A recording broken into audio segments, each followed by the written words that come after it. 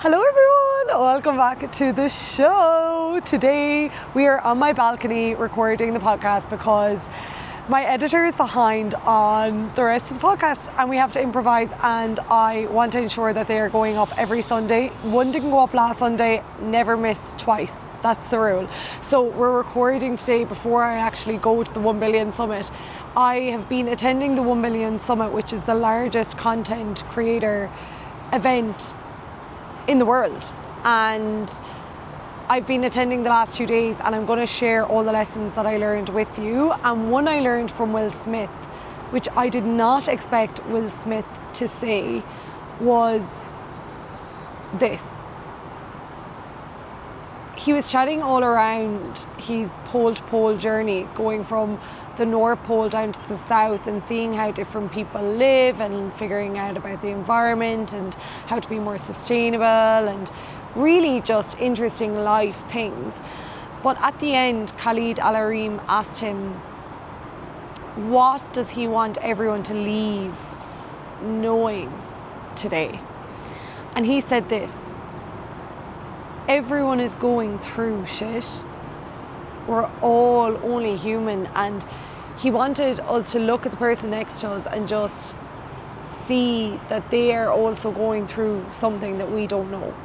So someone's going through a divorce, someone's going through a really tough time mentally, someone has just moved away from home, someone has just lost a family member, someone has just lost a friend, and that we can all share that human experience together. And he just fears that we're losing that human connection and that human thought and understanding and compassion that we're all just trying to navigate and survive. And how cool would it be if we could all just help each other a bit more? And I just thought it was so remarkable, and it was so cool at the end, guys, right?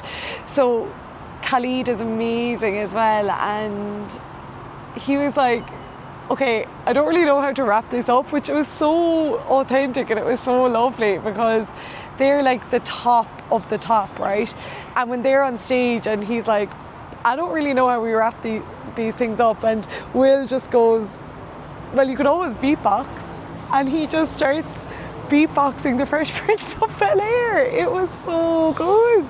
He was like, this is a story all about how my life, and the energy was just insane. And that's another thing, like, energy never lies, and that's what we learned from Rio Ferdinand. So Rio Ferdinand was speaking and he was saying that he just didn't want to be known for football alone, and what it took to be the best and where that came from. And it was interesting, it was from the chip on his shoulder. So the pain that he came from, like, he grew up in a council estate. It was very unlikely that people like him would get to the level that he got to, and what people didn't see was the bus he took, then the tube, then the next bus, then the tube, then the next bus after that, all to get to one training session to do the whole thing on the way back.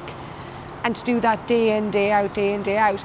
And he said the thing that kept him going was he could not bear if someone asked him, are you still at the football? And he was to say no. He could not bear that. He was like, I couldn't know that I had all that potential in me and then have to turn and say to someone, yeah, I gave up. I'm not doing it anymore. How interesting is that, just to be able to turn around and say, yeah, I'm still at it. No matter what level you're at, no matter where you are. It's kind of like if someone said to me, oh, are you still doing the podcast? And it's like, yeah, I'm still doing it 5 years later. Even though we don't have that much recognition, or, we don't have that much subscribers, or that's actually a favour I ask you. If you're enjoying this channel, please subscribe, because it actually helps me so much, like much more than you know, and it means that I can bring on cooler guests and make the show better and things like that. So if you actually do enjoy the show, I would love if you subscribed. It would mean the world. That actually just came in naturally there with what I was chatting about. But yeah, just that thing of, who are you when no one is watching? And that was a question I learned from Rio Ferdinand and what I took from what he was saying. And also why he moved to Dubai. One of the reasons he moved to Dubai was because of the optimism. And I think that is what we are missing in this world, especially in Ireland.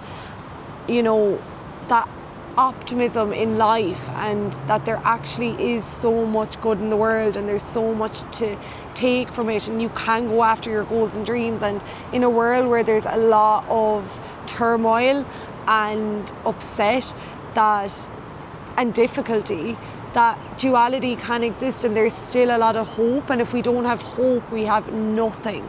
And I think, you know, being in Dubai, there is a lot of positive people and people going after big goals and dreams, and that's infectious, and that's what you can feel from the 1 Billion Summit. So if you actually are someone, this is not paid by the way, but if you are someone who wants to be a content creator, or you are a content creator, or you want to get into content or media, or, you know, work for yourself, I would highly recommend getting tickets to the 1 Billion Summit next year, because you're around so many like-minded people and there's so much opportunity all condensed into one space. It's just incredible.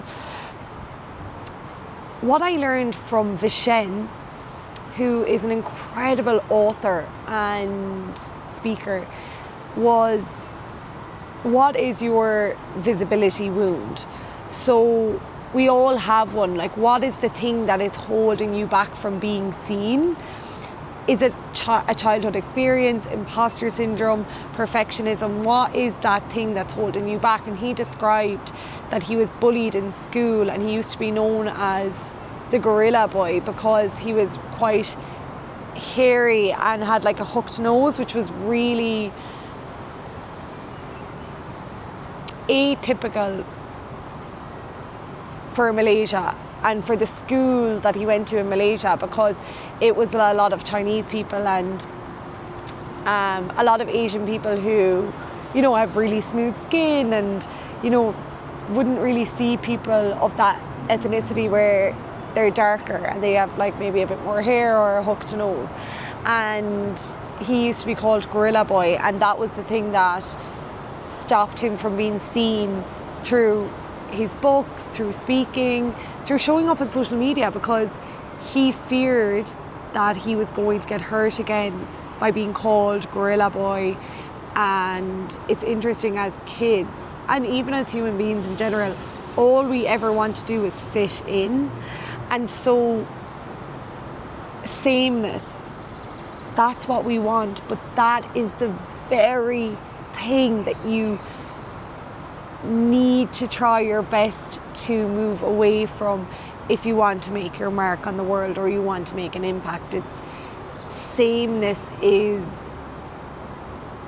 the killer, because it's not allowing you to speak your truth, or it's basically trying to conform you into everything else. So we're all shaped by our environment, right? And we grow up with all these beliefs and these stories that we tell ourselves, and anything outside of that is deemed unsafe. Our brain is primed to think that we're going to die if we do anything outside of that. And so when you are going to do anything different, if you're someone listening to this now and you're from a small town village, or you're in a small town mindset, or you want to do something that's atypical of the society that you live in right now, anytime you lean into that discomfort, you are going to constantly want to default back to that sameness, because as human beings, all we ever want to do is fit in.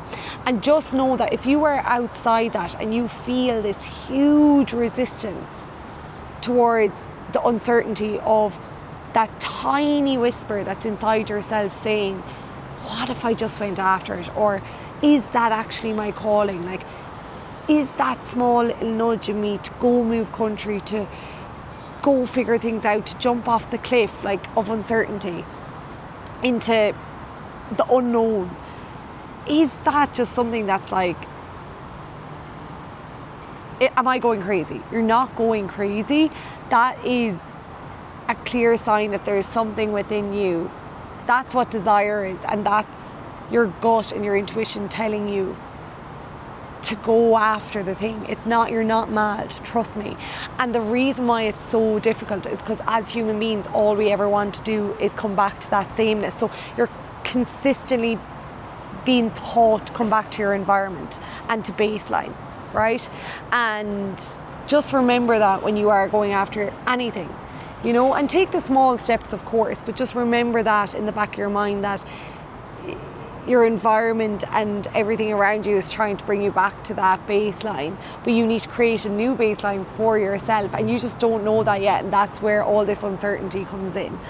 And it's your power, your unfair advantage, and all the weaknesses that you may have been bullied as a kid, or all the things that you were told was embarrassing, you know, or the things you were condescended for, or people laughed at you for, like, that's actually your strength. You being weird, or, you know, wanting to do something different in the world, that is your unfair advantage.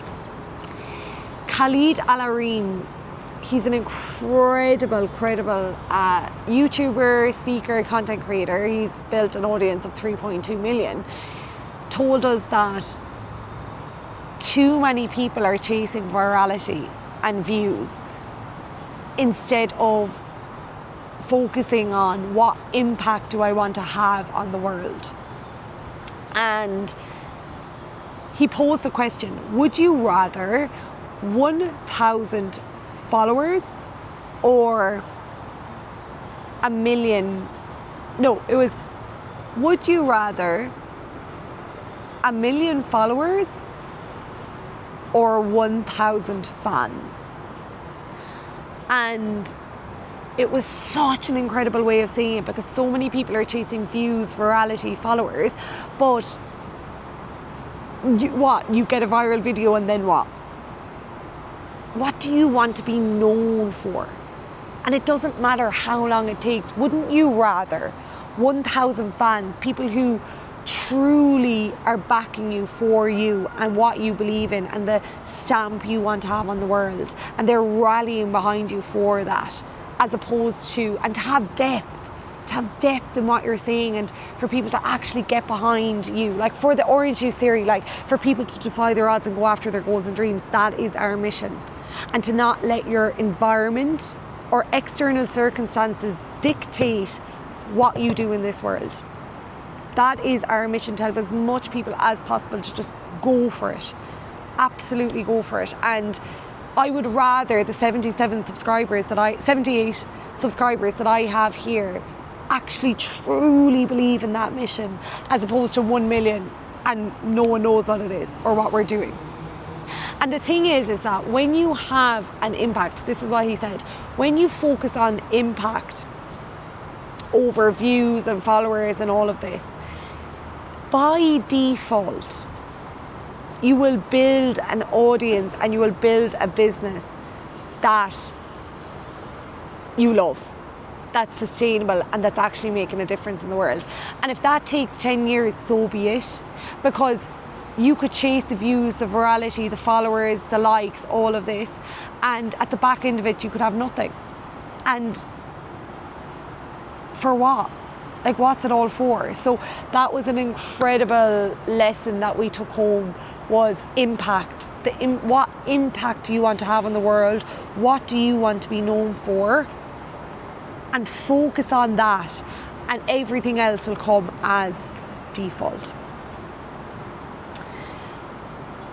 Another thing I learned from MrBeast was, how can we be more kind?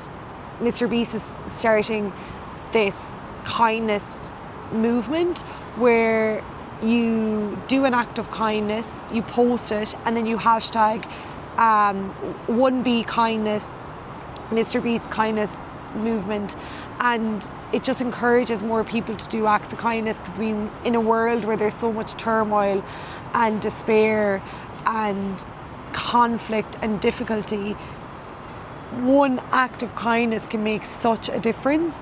And that is what he's trying to do, and he's helping so many kids in Ghana get schooling, and education and getting kids out of the workforce. There's so many kids being sent, millions of kids being sent to work, and child slavery, and he is like making such an impact with all of that. So actually, how can we, in a world where there's so much turmoil and despair and difficulty and conflict, how can we be more kind? And I think it's just, even if you're listening to this today, what's one act of kindness that you can take today? Can you smile at someone in the street? Can you carry someone's shopping into their trolley? Can you buy someone a coffee that's standing behind you? Can you check in on the person that you might need to check in on? That's all it takes. So that's what I learned from MrBeast. Finally, the final lesson I learned thus far, stay tuned because we still have today, is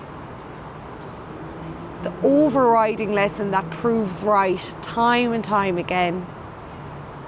Embarrassment is the cost of entry. Do it scared. Stay tuned to see embarrassment is the cost of entry. Stay tuned to see how that played out for us.